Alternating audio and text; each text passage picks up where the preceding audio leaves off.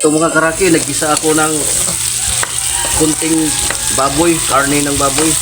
Ginisa ko to sa luya, kamatis, bawang, siling green. Ginisa ko to. Gawin ko ito na ginataang gulay. Oh, yung tawag sa amin ito yung Bicol Express na may halong gulay. Yan. Yan, naggisa ko na to, ito mga karaki yan. May sili, may kamatis, sibuyas, mumbay, bawang, luya, yan, siling labuyo para manghang ang ating Bicol Express na gulay. Yan. Tapos yan mga karaki, papalambutin ko ito sa pangalawang piga na gata. Ito mga karaki, ito ang pangalawang piga na gata. Ito ang magpapalambot sa ating karneng baboy. Yan. Yan muna. Kasi marami. Yan. Ito na mga karaki.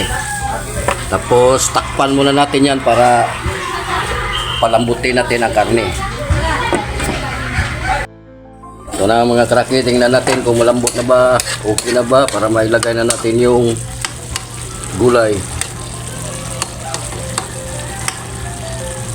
Yan, pwede na ilagay ang gulay mga karaki. Ito, ilagay na natin.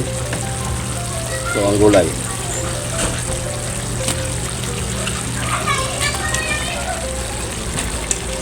Ginataang gulay.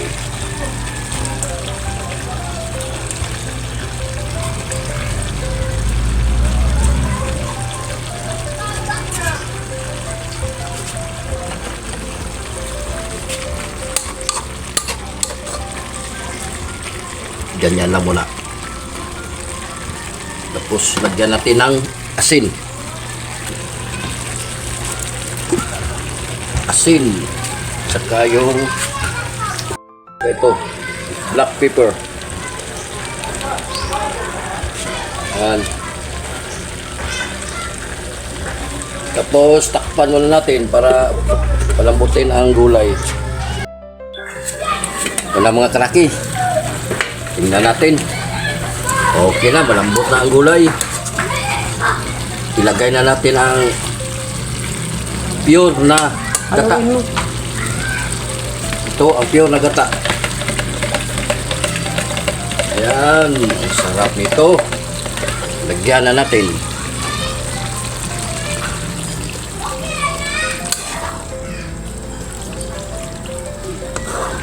Ganyan pa, haluin naman yun.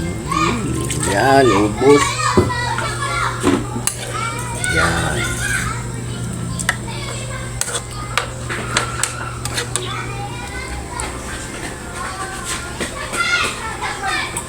Pakukuluin muna natin ng isang bisis.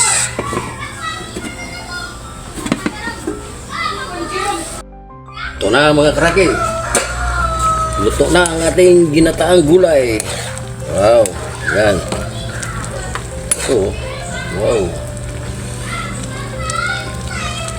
Yan, luto na. Yan, luto na. Yan. Luto na ang ating ginataang gulay, mga karaki.